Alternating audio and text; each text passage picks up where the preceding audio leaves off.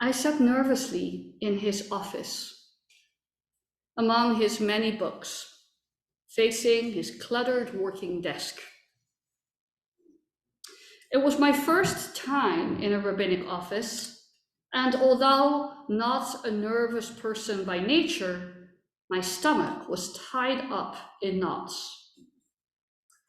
I had been joyfully practicing Judaism for a few years now, and had intensified my practice after interning a summer at a Jewish renewal retreat center in upstate New York. I took pride in the observance I had built. I made my own challah, I still do.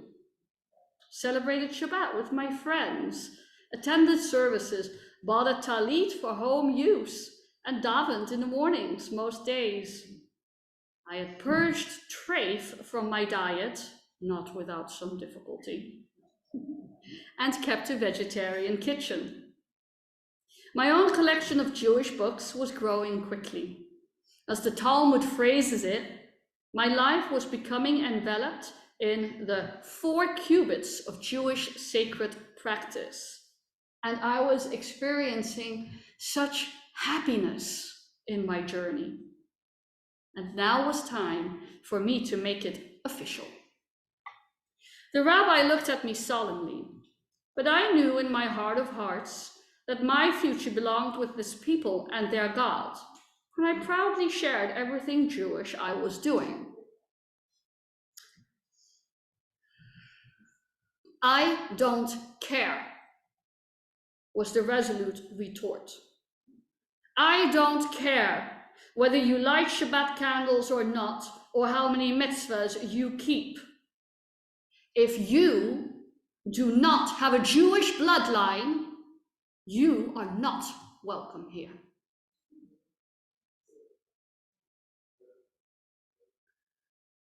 My innards snapped tightly around my hurt. Pain, rejection, anger, rage, all of these coiled around my soul. I stammered to rebut. I knew enough of the tradition and the rites of converts, but my words faltered like empty shells clanging onto the floor. At that moment, I felt like my life and its every possibility, the alignment of my deepest self, was pulled away from me. I felt the gate slam shut. 20 years on, it is hard for me to share this story.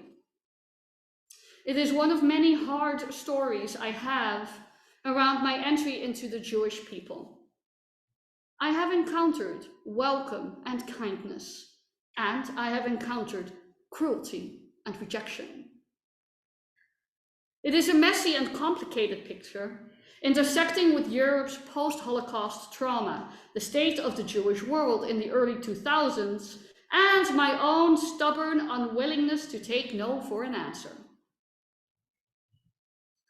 I have carried these stories in my heart for 2 decades, for 20 years, and sought to extract from them best rabbinic practice around welcoming, the welcoming of all, whether Jewish or potentially Jewish, because I know what it is like to have the door slammed shut in my face.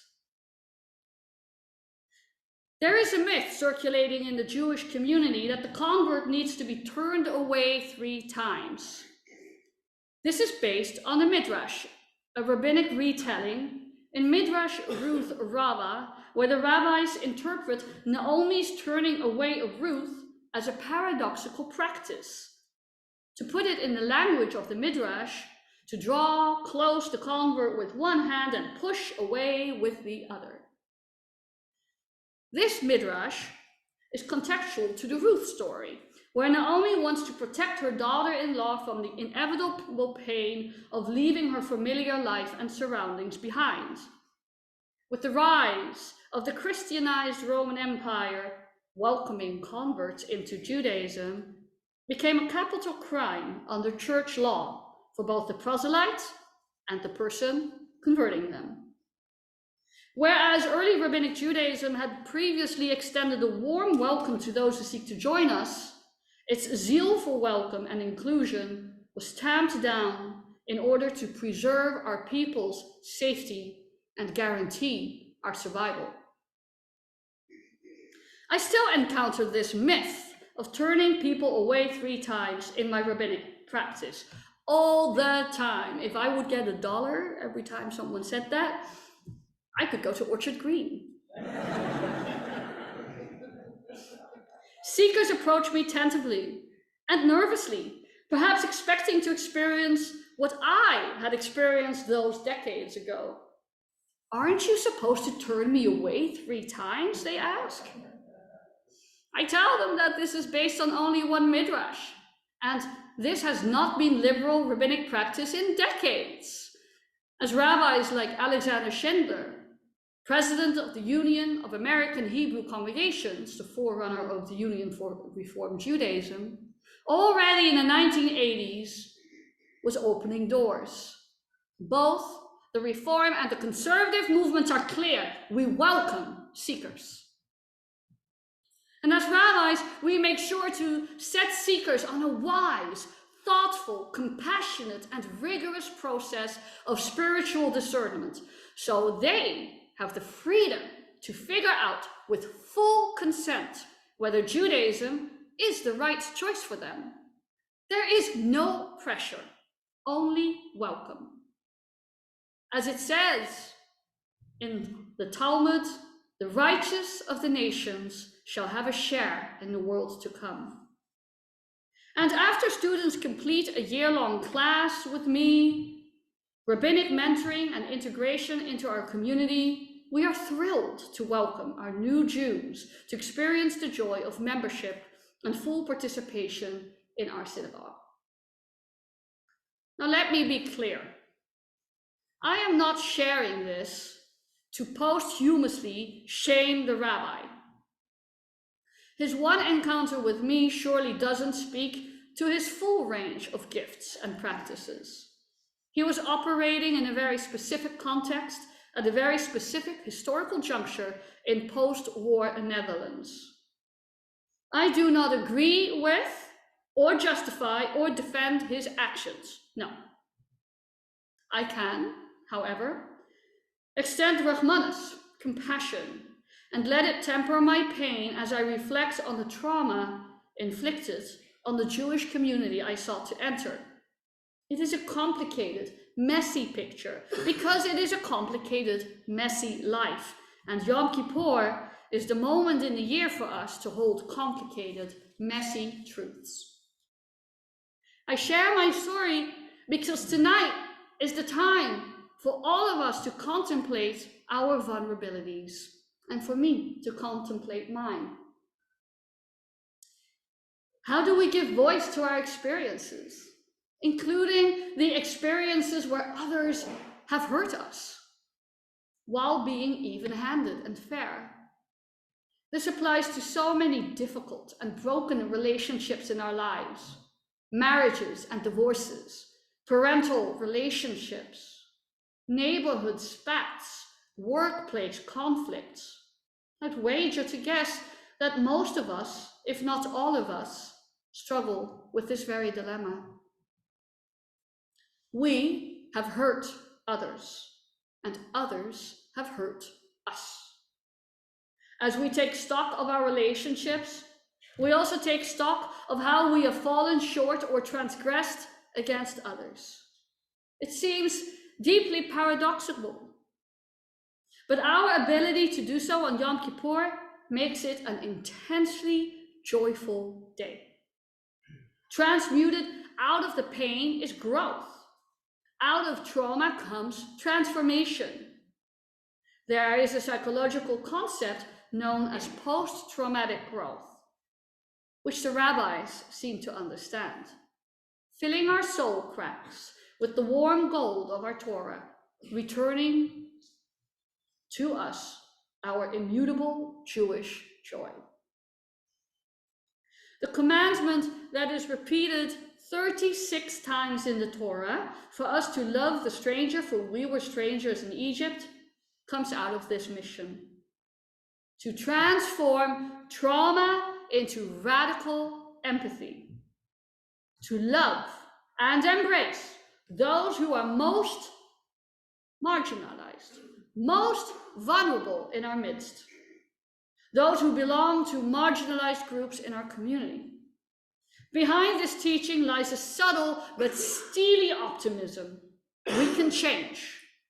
We can become better. We can become more compassionate.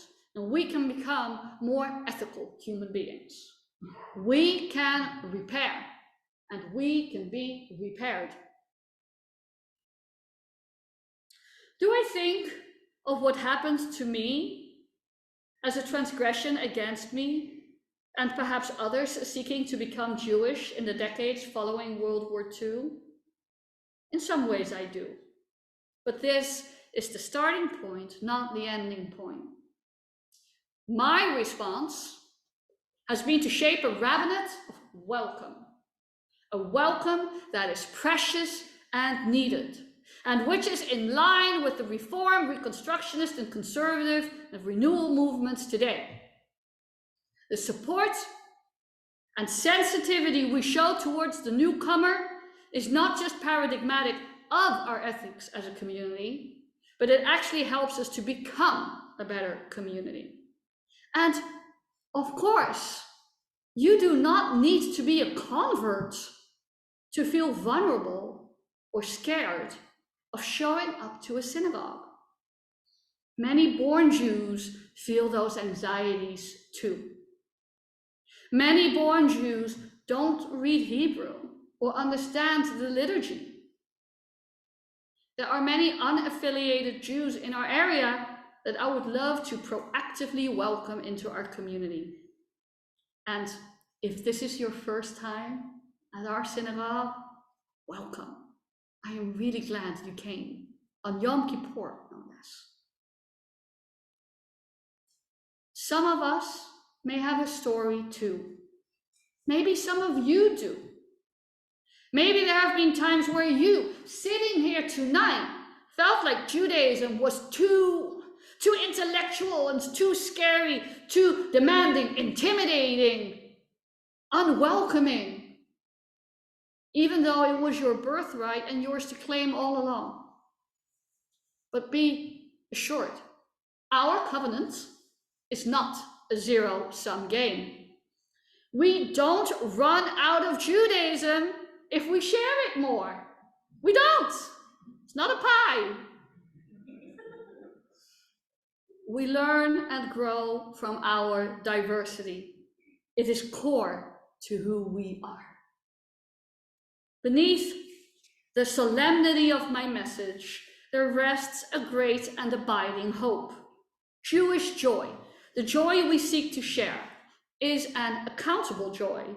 We hold ourselves accountable these 25 hours in collective public ways and in private personal ways only known to our own hearts for where we have fallen short. But here's the good news. Teshuvah, repentance, is perhaps the world's greatest invention. The rabbi speculated that Teshuvah was one of the first things that God created in the universe. So instrumental is it to our world and to who we are called to be as Jews. Rabbi Jonathan Sachs wrote, and I know I quoted him last year, but use, reuse, recycle, you know. It's too good not to quote again. That repentance, and I quote, repentance introduces into the human equation the unpredictability of grace. Repentance introduces into the human equation the unpredictability of grace. We are entering a long 25-hour journey together. A Yerida l'shem aliyah, a descent for the sake of an ascent. We will be sitting with the al-chetz and the ashamnus and how they call to our lives. I know I will be reflecting on my own shortcomings, my own pain and anger. my own stubbornness and impatience. But the magic and meaning of Holy Community is that we get to experience the catharsis together, held by each other, in love and trust. And as the Yoma Arichta, as this long day grows, it grows in increasing joy. To say yes, yes, to a profound and compassionate tradition, to be welcomed in, to be embraced, to know that the gates of our community are open, and there is a place for each of us, just like the gates of heaven, the gates of prayer, the gates of repentance are never closed. May we be blessed with quiet moments of reflection, the liberation of our tears, the reckoning of our hurts, and the growth of our souls. May we root ourselves in this precious and beautiful ancient path and find in it a deepness and a gentleness that will carry us through the vicissitudes of our lives. And as we move to build such holy community over the next 25 hours, may we emerge cleansed, purified, joy-filled, and confident. May we feel moved to welcome the stranger and embrace each other as we seek to repair and perfect our world. Wishing all of us Rachmanut, compassion, and an ever-expansive sense of who we are and all we are called to be. Ashreinu. Ashreinu umat tov chelkeinu. How fortunate are we, and how goodly our portion. Umanaim goraleinu, and how pleasant our destiny. Shana Tova.